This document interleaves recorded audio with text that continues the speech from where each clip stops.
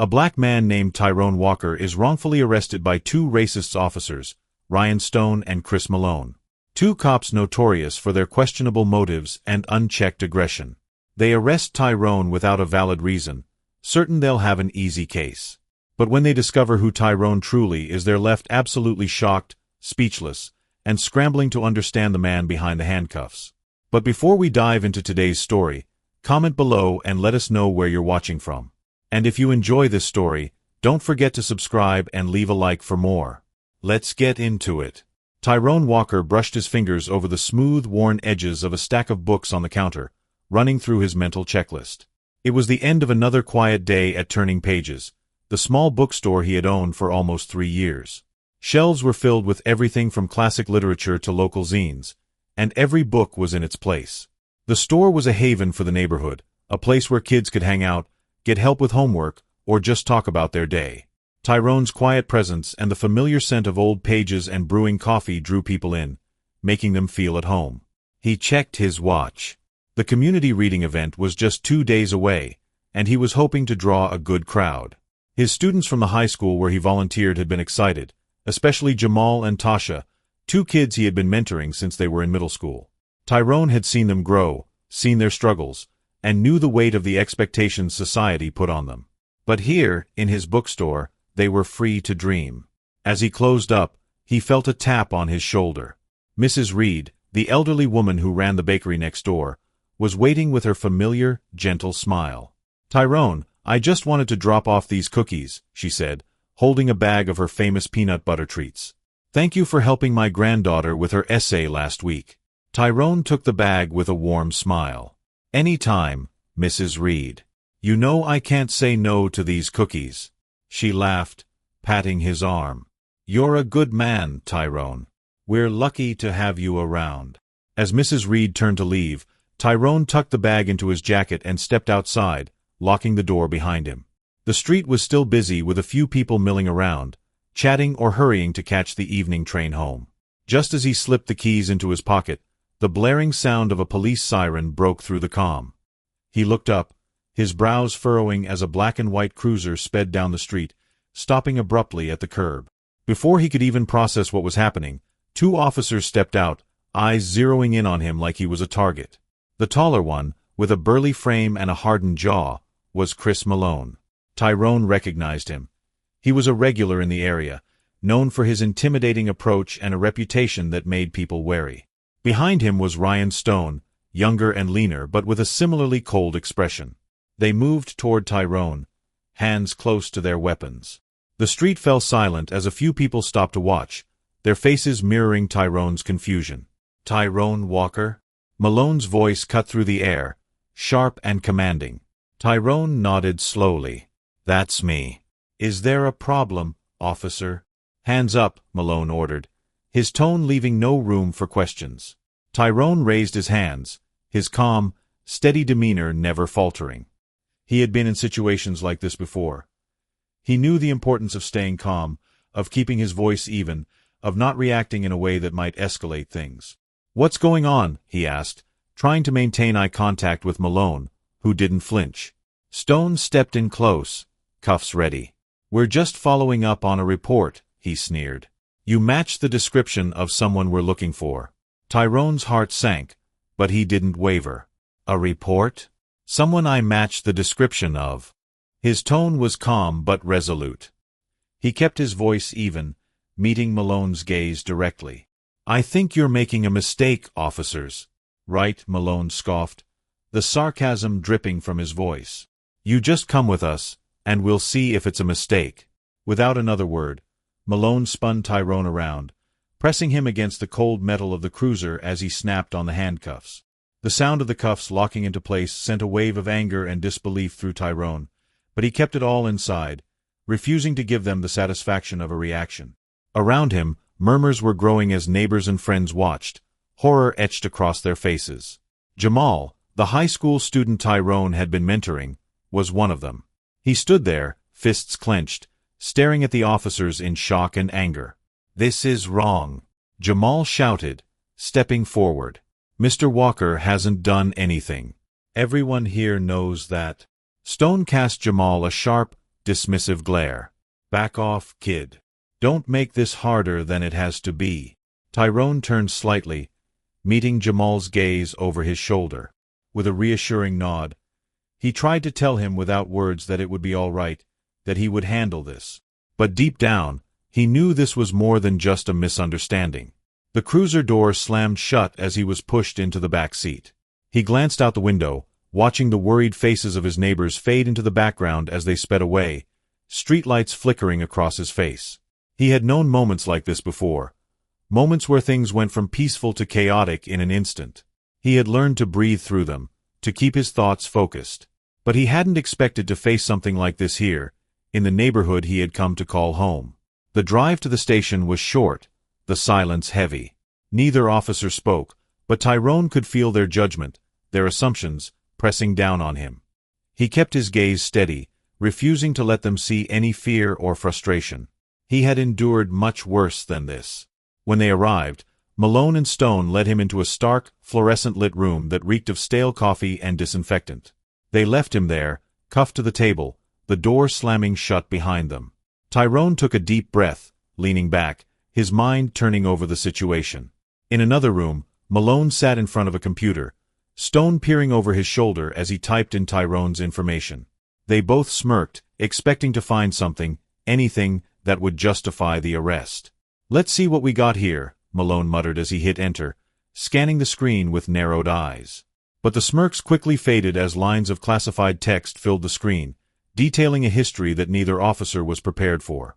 Captain Tyrone Walker read the header of a military intelligence file marked confidential. They scrolled through a list of commendations and accolades from years ago, a record of missions completed and lives saved. Tyrone Walker was more than they had bargained for. Much more. Stone swallowed, his face pale. This can't be right. He was declared dead 5 years ago after some covert mission in Eastern Europe. Malone's face had lost its arrogant sneer. He sat back, the realization settling in that they had made a grave mistake. He glanced at Stone, his eyes betraying the first hint of fear. "What do we do?"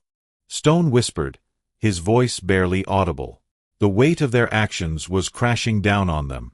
This wasn't some petty criminal they had hauled in. This was a man with serious history, a man who had slipped through the system and built a life in quiet anonymity. "We have to let him go."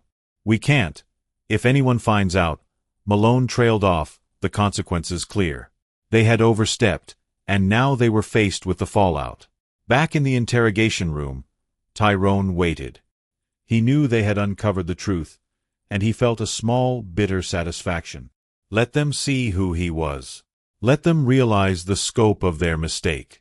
But as the minutes passed, he felt the familiar unease settle in his stomach. His cover was blown. The life he had carefully constructed, the past he had buried, it was all unraveling. When the door finally opened, Malone and Stone entered with forced composure. They avoided his gaze, fumbling with the keys as they unlocked the handcuffs. "You're free to go," Malone muttered, barely meeting Tyrone's eyes. Tyrone rubbed his wrists, his gaze steady. "Thank you, officer," he said, his voice calm but with a steely edge. Outside, the night air was cool and sharp against his skin as he stepped onto the sidewalk, glancing around at the familiar streets. His sanctuary was no longer safe. The ghosts of his past were catching up, and he knew he couldn't keep running forever. Tyrone's footsteps echoed softly as he made his way down the quiet streets back toward Turning Pages. His bookstore was only a few blocks from the station, and though the night air was brisk, he walked slowly, letting his mind wander through the implications of what had just happened. He thought he had left all of this behind. Left the betrayals, the secrets, the mission that had cost him so much. But now, the unspoken truth of his past was cracking through the surface, threatening to unravel the life he had carefully built in this community. He paused under a street lamp, looking up as the light buzzed softly above him. He didn't mind the dim, quiet streets of his neighborhood, but tonight he felt a faint unease creeping up his spine. The arrest was unsettling enough, but knowing Malone and Stone had seen his real identity made him realize he couldn't slip back into anonymity. They knew who he was now, and that meant others might soon know as well.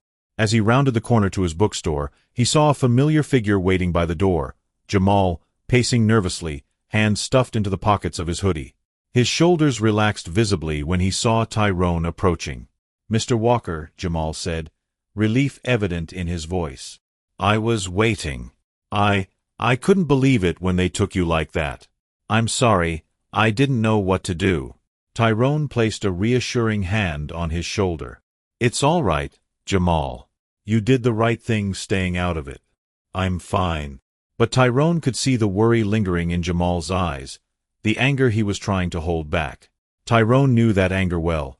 It was an anger he had felt too, especially in his younger days, an anger that once drove him toward his career in the military, to fight against injustice in his own way. "Why'd they even arrest you?" Jamal asked, his voice a mixture of frustration and confusion. "You didn't do anything.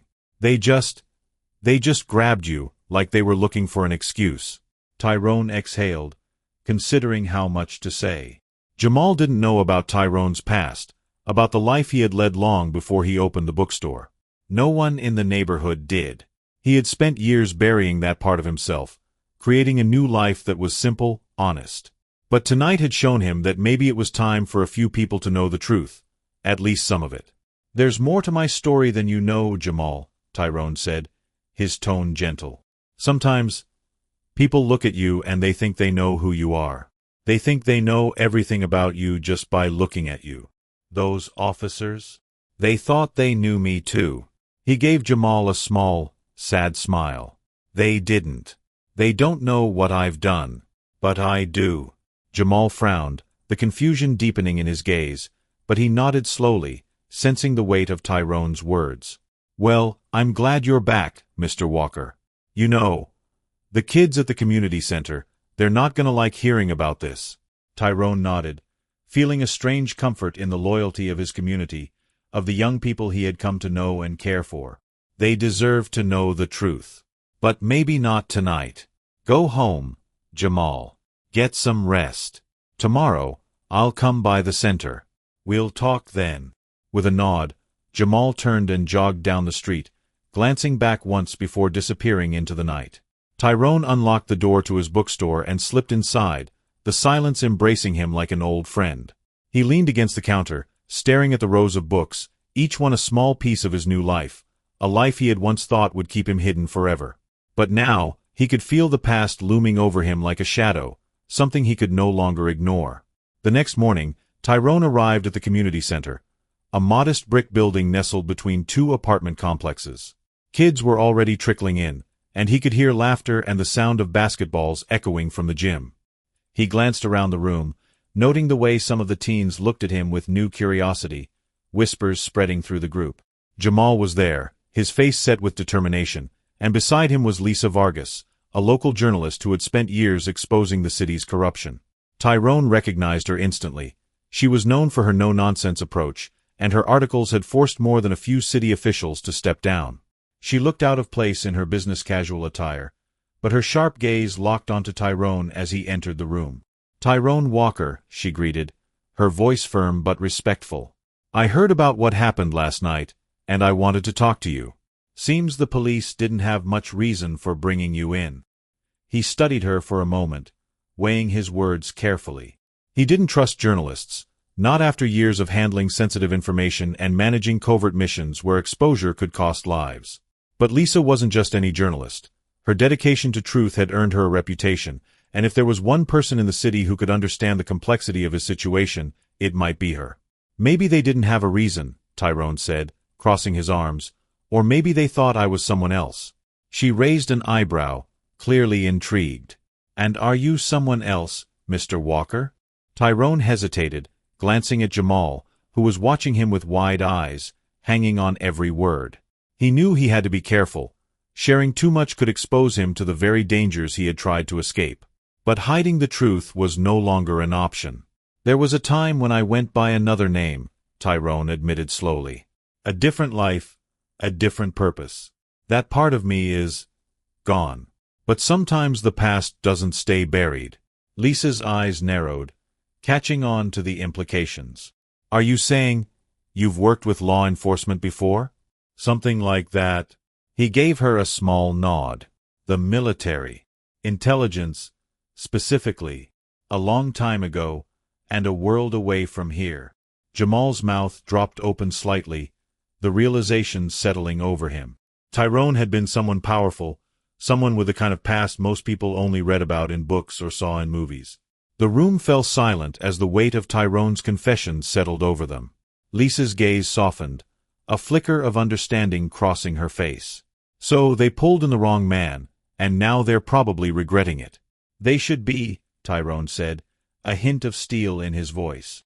I don't take kindly to being treated like a suspect in my own neighborhood. But there's a bigger problem here, one that affects all of us. Jamal looked up, his voice steady. What are we supposed to do, Mr. Walker? People are angry. They want answers. Tyrone placed a hand on Jamal's shoulder, feeling a surge of pride for the young man's courage. We start by understanding the truth. About each other, about ourselves. People judge before they know, they make assumptions. It's easy to do. But we're here to change that. Lisa's gaze met his, her determination matching his own. Then let me help. We can bring attention to this. I'll start with the officers involved, Malone and Stone. They've had a history of these arrests. They think they can get away with it because people are too afraid to speak out. But if you're willing to talk. Tyrone nodded, his decision made. He had spent too long hiding, letting injustice pass him by. The past had forced him into a quiet life, but now, with the support of his community, he saw an opportunity to make a difference. Let's talk, Ms. Vargas, he said, his voice steady and strong. But I'm not just doing this for me. I'm doing it for everyone who's ever been judged unfairly, everyone who's been told to sit down and stay quiet. That's not the life I want to lead anymore. As they talked through the afternoon, plans began to form. Tyrone could feel the weight of his past lifting, replaced by a sense of purpose he hadn't felt in years. He was ready to fight, not as the soldier he once was, but as the man he had become. A late autumn chill settled over the city as Tyrone walked home that night, the streets empty except for the occasional flash of headlights sweeping past. His conversation with Lisa had left him feeling both hopeful and exposed, stirring memories he had buried years ago. The journalist had seemed trustworthy, and she had promised to keep the most sensitive details off the record. But Tyrone knew that once a story started, there was no telling where it would lead or what might be unearthed. The years he had spent building a peaceful, quiet life were now at risk. For a brief moment, he considered going back underground, disappearing entirely. But that wasn't the life he wanted anymore. He had people who looked up to him now, people who trusted him. Running would mean abandoning them. As he neared his apartment, he thought back to the years before he became Tyrone Walker. He hadn't always lived in Chicago. He had once worn a different name, answered to different orders, and lived by a different code. And in those days, he had been a soldier, trained in intelligence work, sent on missions where the stakes were life and death. Those memories were always close, lurking in the back of his mind, ready to resurface when he least expected it. Tyrone entered his apartment, locking the door behind him. The space was small but comfortable, filled with the warmth of books and carefully chosen mementos from his travels. He went to the kitchen, poured himself a glass of water, and took a slow, measured sip. The quiet felt heavy tonight, each second ticking by with the weight of everything he'd left behind. He closed his eyes, letting himself drift back to that last mission, the one that had forced him to abandon his old life. 4 years ago, somewhere in Eastern Europe. The mission was supposed to be simple: locate, secure, and extract. Tyrone, known as Captain Aaron Mitchell back then, had led a small unit of operatives into enemy territory. They were after a highly classified target, a person of interest who held sensitive information that could compromise American intelligence. The orders were clear, but Tyrone had sensed from the beginning that something wasn't right. As they moved deeper into enemy lines, he started noticing strange patterns. Surveillance points that seemed intentionally weak, guard rotations that changed unexpectedly. The mission had felt like a setup from the start, and he knew he was being used, but he had no proof, only the gnawing feeling in his gut. And then, just as they reached their target, it happened. Shots rang out from behind. He and his team were caught in a sudden, brutal ambush. Tyrone barely had time to dive for cover before his men started falling one by one, the cold, sharp blasts echoing in his ears. He had tried to fight back, but the odds were stacked, and soon he found himself on the ground, his vision fading as blood seeped from a wound in his side. When he came to, he was alone, his team gone. He struggled to his feet, using what little strength he had left to slip away under cover of darkness. That night, he became a ghost, choosing to disappear rather than risk his life for a government that had betrayed him. He had faked his own death, leaving behind his name, his past, and everyone who had known him. He had become Tyrone Walker, a man with no history. The memory faded as Tyrone opened his eyes, his hand clenched tightly around the glass. That mission had nearly killed him, and it had cost him everything. But he had survived. He had built something new, something worth protecting. And now, he had to make sure that the people who depended on him would never face the same betrayal he had. The knock on his door pulled him from his thoughts. He set the glass down and walked to the door, half expecting to see Lisa standing there, ready with another line of questions. But when he opened it, he found Jamal, standing on the other side with a hesitant expression, shifting from foot to foot. "Mr. Walker, I didn't mean to bother you," Jamal began, scratching the back of his head. "But I wanted to talk to you. About what happened with the police." Tyrone stepped back, motioning for Jamal to come inside. "You're not bothering me, Jamal. Come on in." Jamal entered, his eyes wide as he took in the rows of bookshelves and the stacks of papers covering the small coffee table. He looked around, as if trying to find some hidden clue to the questions he hadn't yet voiced. Tyrone gestured for him to sit, taking a seat across from him. "So, what's on your mind?" Jamal shifted uncomfortably. "I heard some stuff. After you talked to Ms. Vargas, people started talking. They're saying you used to be someone else. Like, someone important. Is that true?" Tyrone met Jamal's gaze, studying the young man's earnest expression. He knew that if he wanted Jamal to understand, he would have to be honest. "A long time ago, before I came here, I had a different life. I worked with people who trusted me to do dangerous things. I saw things. Did things that most people don't know about." Jamal's eyes widened. "So, you were like a spy?" Tyrone chuckled softly. "Something like that. But it wasn't as glamorous as it sounds, Jamal. I lost a lot. A lot of good people didn't make it back. And eventually, I decided that life wasn't for me. I wanted to make a difference in a different way." Jamal looked down, processing the information. After a moment, he asked, "Is that why you were arrested? Because of who you used to be?" Tyrone nodded slowly. "Part of it, yes. But there's something bigger at play here. People like those officers think they can control people like me, like us. They think they can do whatever they want because no one will stand up to them." Jamal's face hardened, his fists clenching on his lap. "That's not right. It's not fair." "No, it's not," Tyrone agreed. "But we're going to change that. Not just for me, but for everyone who's ever been judged before they had a chance to prove themselves." Jamal met Tyrone's gaze, a spark of determination igniting in his eyes. "What can I do to help?" Tyrone felt a surge of pride in the young man sitting across from him. Jamal had always been a fighter, but now he was ready to fight for something bigger than himself. "For now, just be there. Keep your eyes open. Be willing to speak up when it matters. That's how we change things, by standing together." Jamal nodded, understanding. "I got your back, Mr. Walker. And I know a lot of other people who do, too." Tyrone reached over, giving Jamal's shoulder a firm squeeze. "Thank you, Jamal. That means a lot to me." As Jamal left, Tyrone stood by the window, watching the young man disappear into the night. For the first time since his arrest, he felt a sense of purpose and a sense of hope. He wasn't alone in this fight.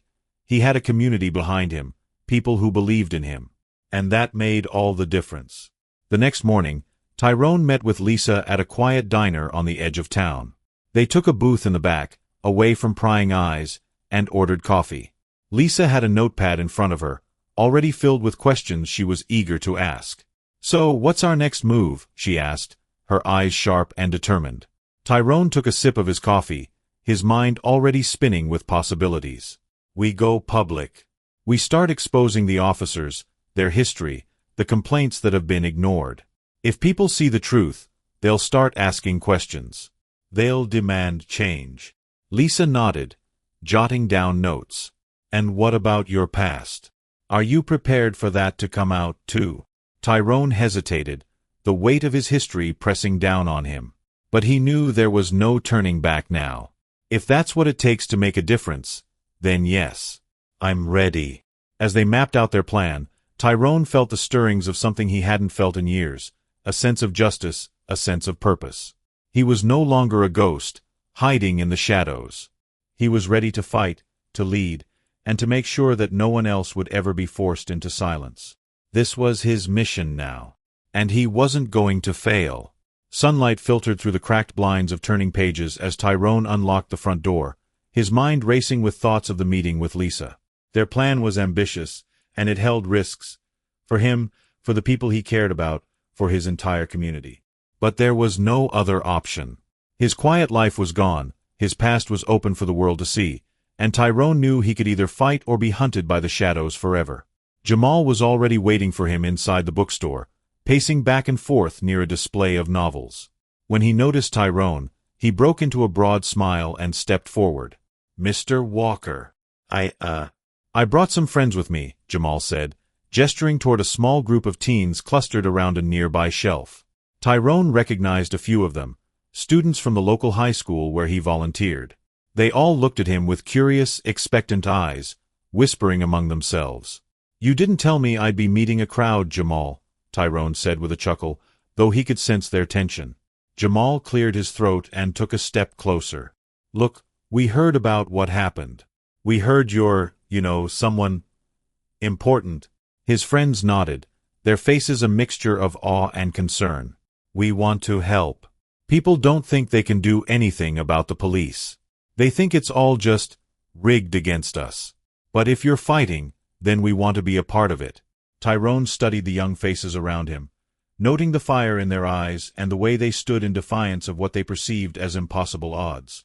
He could feel the beginnings of something powerful, a movement, a sense of purpose beyond his own vendetta. He wasn't just fighting for himself. These kids, and many others like them, needed someone who could show them that change was possible. All right, he said finally. If you all want to be a part of this, I'm not going to stop you. But understand that this is serious. It's going to take discipline, patience, and the courage to stand up, even when it's hard. Think of this as more than just helping me out. This is about standing together, for everyone who's been treated unfairly. Jamal's friends exchanged glances, nodding eagerly. We're in, one of them said, a tall girl named Tasha with a confident smile. Whatever you need, Mr. Walker, we're here. Tyrone felt a surge of pride. He couldn't help but think of his old unit, the brothers and sisters he had trained with, fought beside, and lost along the way. These teens were young, but they had that same glint of courage, that spark that had driven him all those years ago. And he knew he couldn't let them down. The days that followed were a whirlwind of activity. Tyrone, Lisa, Jamal, and the others began meeting after hours at the bookstore, using it as their unofficial headquarters.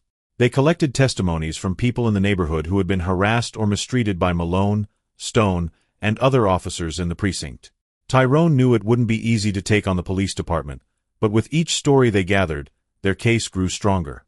Lisa arranged for them to meet with several community leaders, activists, and local organizations. These alliances gave their movement structure, and soon, word spread beyond the neighborhood. People who had once felt isolated in their struggles now realized they weren't alone. The community was rallying, and Tyrone's name became a symbol of hope and defiance. One evening, Tyrone stood in front of a small crowd gathered in a church hall, his heart pounding as he prepared to speak. Lisa was nearby, scribbling notes, her gaze sharp and encouraging. The group, which included teachers, parents, activists, and a few local journalists, watched him expectantly. Tyrone cleared his throat, gripping the podium tightly. I'm not here to talk about revenge. I'm here to talk about justice. Too many people have suffered at the hands of those who were supposed to protect them. Too many people have been silenced, ignored, and dismissed. And it's time for that to end. He paused, the weight of his words sinking into the crowd. He could see the tension in their faces, the way their eyes flickered with recognition and shared pain. I spent years hiding, pretending that the life I left behind didn't matter. But now I know that it does. And if we're going to change anything, we have to stand together. We have to be the voices they can't ignore." The room erupted in applause, the sound echoing off the high ceilings. Tyrone felt a wave of relief and resolve wash over him. This wasn't just his fight anymore. It was theirs. Later that night, as Tyrone locked up the bookstore, Lisa walked up beside him, tucking her notepad under her arm. "You did well tonight," she said, her voice soft but steady. "People need someone like you. Someone who's not afraid to stand up." Tyrone shrugged, a half-smile playing on his lips. "I'm just one person, Lisa. But maybe one person can make a difference, with the right people by their side." Lisa nodded, her gaze lingering on him thoughtfully. "I know it's not easy, bringing all of this up. But you're giving people hope. And that's worth a lot." They stood in comfortable silence for a moment, the streetlights casting long shadows across the pavement. Tyrone could feel the bond between them growing, the unspoken understanding of two people who had seen more than their fair share of life's darker sides. "Tomorrow," Lisa said, breaking the silence, "I'm meeting with a few contacts in the press. If we're going to take down Malone, Stone, and everyone else involved, we'll need every piece of evidence we can get. People need to know what's really going on." Tyrone nodded, feeling the weight of the battle ahead. He had come too far to back down now. "Then let's do it. Let's show them who we are." The next morning, the first article dropped, written by Lisa herself, detailing Tyrone's wrongful arrest, Malone and Stone's history of complaints, and the groundswell of support growing in the community.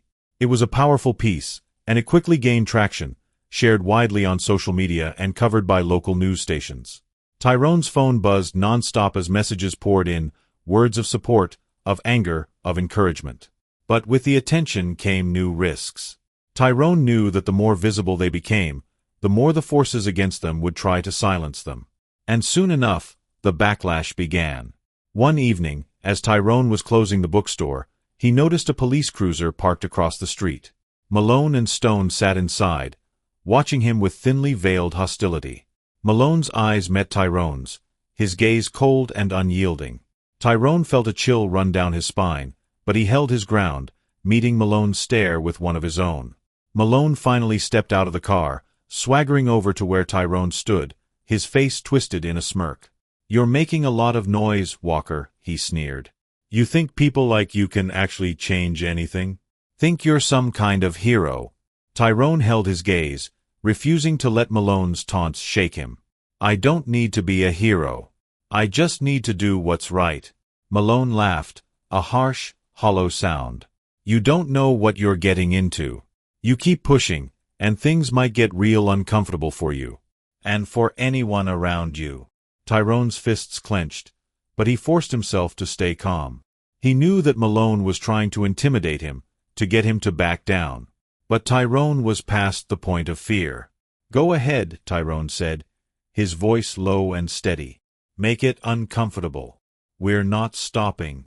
Malone's smirk faded, a flicker of anger flashing across his face. He turned and walked back to his cruiser, throwing one last seething glance over his shoulder. Tyrone watched as the car pulled away, a sense of determination settling over him. The confrontation only fueled his resolve. He had been pushed, prodded, and cornered, but he was done running. Malone and Stone had made a powerful enemy in Tyrone Walker. And this time, he wasn't going to hide. As the weeks passed, the movement grew stronger. Rallies, community meetings, and protests became regular occurrences, all organized around the call for justice and accountability. Tyrone's story had struck a nerve, and people from all walks of life joined the fight, demanding change. Through it all, Tyrone felt the steady presence of his community beside him, each step they took a testament to their shared resilience. And though the battle was far from over, he knew they were on the right path. The journey had brought him full circle, from the soldier he once was to the leader he had become. And as he looked around at the faces of those who believed in him, he knew he was exactly where he was meant to be. Tyrone Walker, the man who had once been a ghost, had finally come home. The church was packed with people from all over the neighborhood, the soft hum of voices filling the room as they waited for Tyrone to speak. Rows of chairs stretched back to the door, filled with families, students, and local leaders who had come to show their support. Some held signs calling for justice, while others had their arms crossed, expressions tense and determined. Tyrone stood by the side of the stage, watching the crowd settle, feeling the full weight of their hopes and expectations. Lisa walked up beside him, her notepad in hand, her gaze steady. "You're ready, Tyrone," she said, her voice quiet but reassuring. "They're all here because of you." Tyrone nodded, inhaling deeply to calm his nerves. "This isn't about me, Lisa. It's about all of us. The community deserves to know the truth, and I won't let them down." As the crowd quieted, Tyrone stepped up to the podium, his gaze sweeping over the faces looking back at him. He knew many of these people. They were his neighbors, his customers, the kids from the community center. They had supported him, stood by him, and now they were all here, ready to fight alongside him. "Thank you for coming," he began, his voice strong and steady. "We all know why we're here. For too long, people in our community have been treated as less than, targeted by those who think they're untouchable. But we're here to change that. We're here to make sure that those in power answer for their actions." A wave of applause erupted, people nodding in agreement. Tyrone took a deep breath, feeling a sense of unity and strength filling the room. For the first time in years, he felt that he was truly where he was meant to be. "In the past weeks, I've learned things that I can't ignore," he continued. "Many of you know about my arrest. Many of you have experienced similar treatment or know someone who has. And I'm here to tell you that we're not going to let this slide. Not anymore." He paused, looking over at Lisa, who gave him a small nod. It was time to reveal what they had discovered, the evidence that would shift the conversation from complaints to a demand for accountability. Lisa had put everything on the line, using her contacts and investigative skills to gather testimonies and documents that exposed Malone and Stone's history of abuses, protected by a network of complicit officials. Thanks to the hard work of many people, including my friend and investigative journalist, Lisa Vargas, we've uncovered evidence that officers Malone and Stone have engaged in a pattern of wrongful arrests, excessive force, and racial profiling. They've terrorized this community for too long, and they've done so with the full knowledge and protection of certain individuals in the police department. Gasps and murmurs spread through the crowd, and Tyrone raised a hand, quieting them. He could feel the energy in the room shifting, a simmering anger and determination building among those gathered. "I know it's hard to believe that those who are supposed to protect us are the same ones who harm us," he said, his voice dropping to a softer tone. "But we have to face the truth, no matter how uncomfortable it is. And together, we're going to make sure they're held accountable." A hand went up in the crowd, and Tyrone recognized Tasha, one of his former students. "Mr. Walker," she called out, her voice wavering slightly. "What can we do? How do we make sure they don't get away with it?"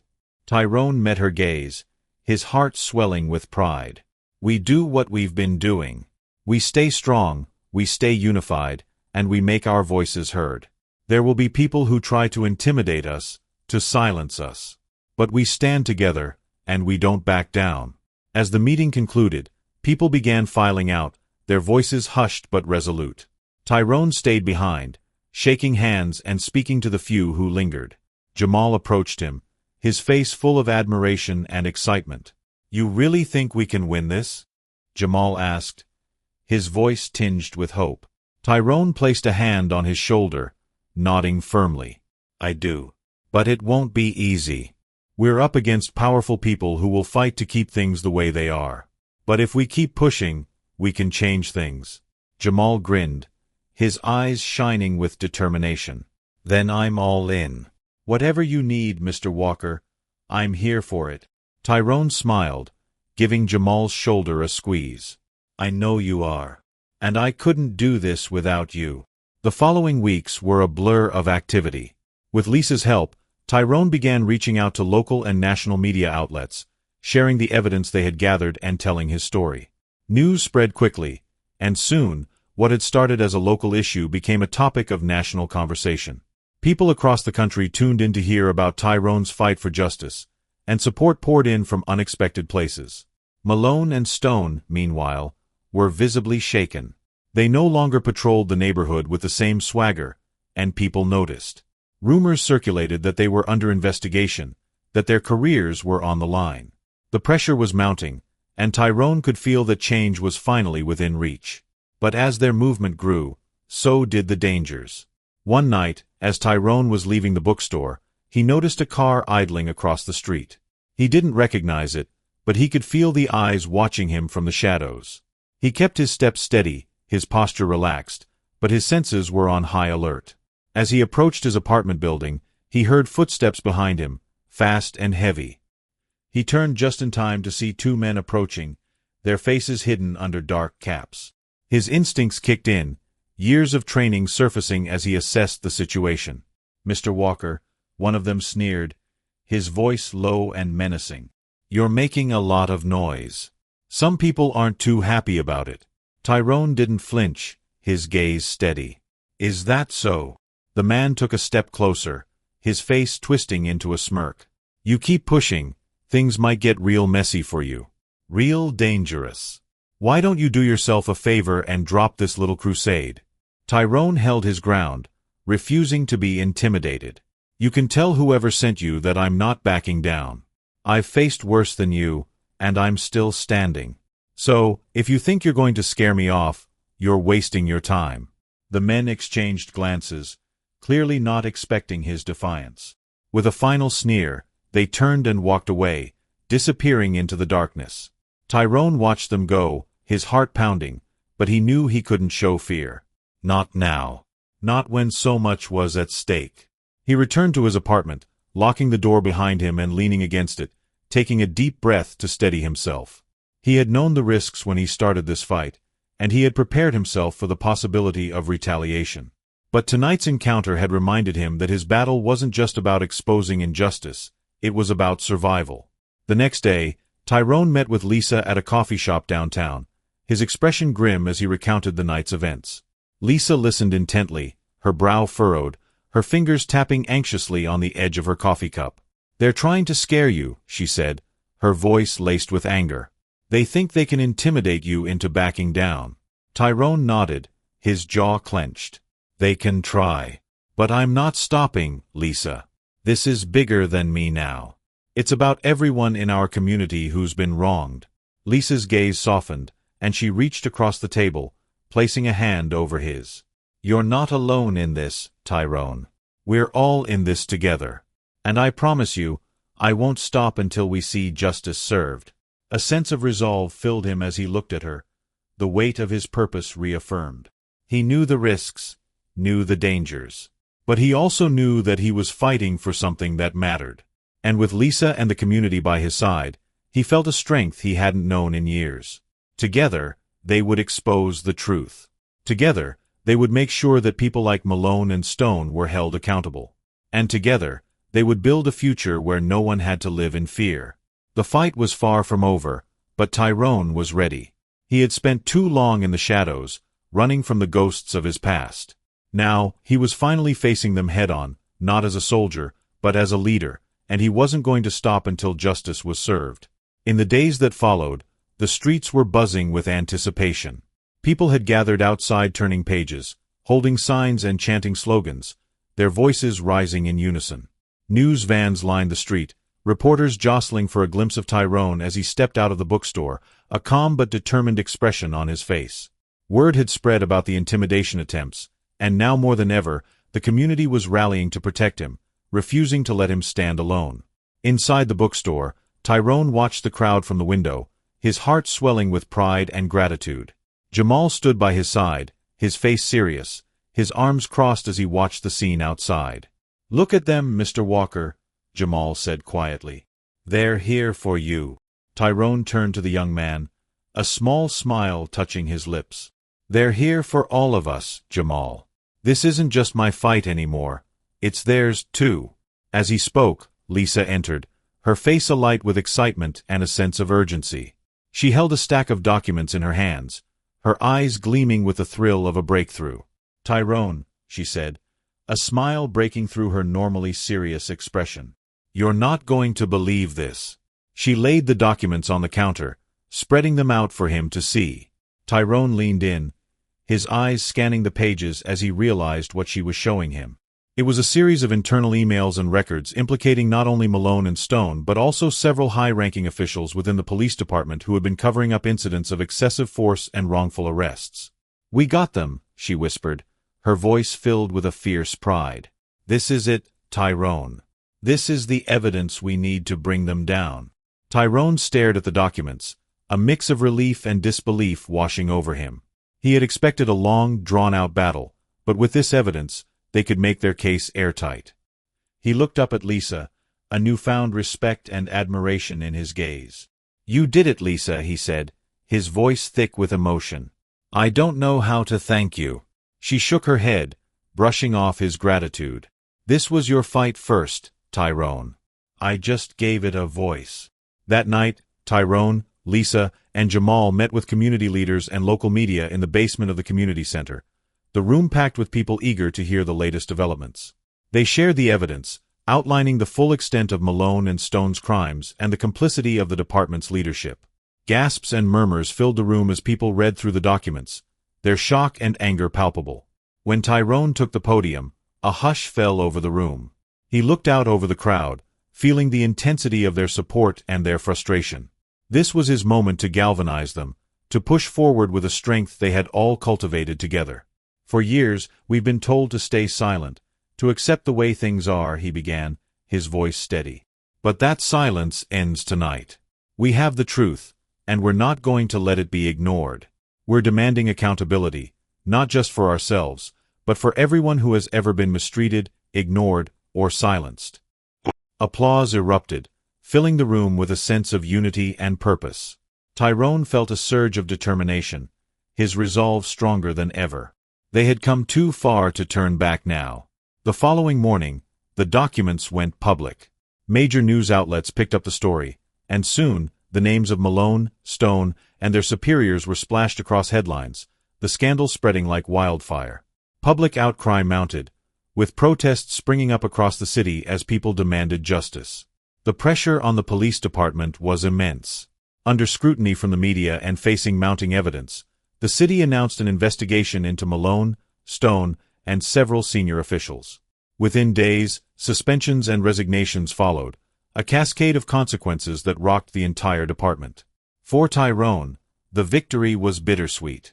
While he had achieved what he set out to do, he knew the fight for lasting change was far from over. But he also knew he wasn't alone. The community had proven their strength, their resilience, and their commitment to justice. Weeks later, Tyrone found himself back at Turning Pages, the store bustling with energy as people came in to offer their congratulations and share their stories. Jamal was there, organizing books with a smile, while Lisa sat at the counter, jotting down notes for her latest article on the impact of their movement. As the last of the customers trickled out, Tyrone turned to Jamal, gesturing for him to join him by the counter. "You've been a big part of this, Jamal," Tyrone said, pride evident in his voice. "You've stood by me every step of the way, and I'm proud of the man you're becoming." Jamal's face lit up, a rare look of vulnerability crossing his features. "Thanks, Mr. Walker. I couldn't stand by and do nothing. Not when people needed help." Tyrone nodded, reaching out to clasp Jamal's shoulder. "You've got a bright future ahead of you, Jamal. Don't ever let anyone tell you otherwise." As the evening settled in, Tyrone and Lisa walked outside, standing under the streetlight as they looked out over the quiet neighborhood. Lisa turned to him, her eyes thoughtful. "You know, Tyrone," she said, a smile touching her lips, "you're kind of a hero now." Tyrone laughed softly, shaking his head.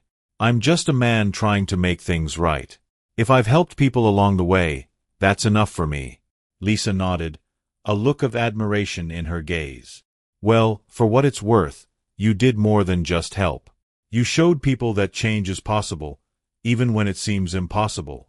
They stood in silence for a moment, the weight of the journey they had taken together settling over them.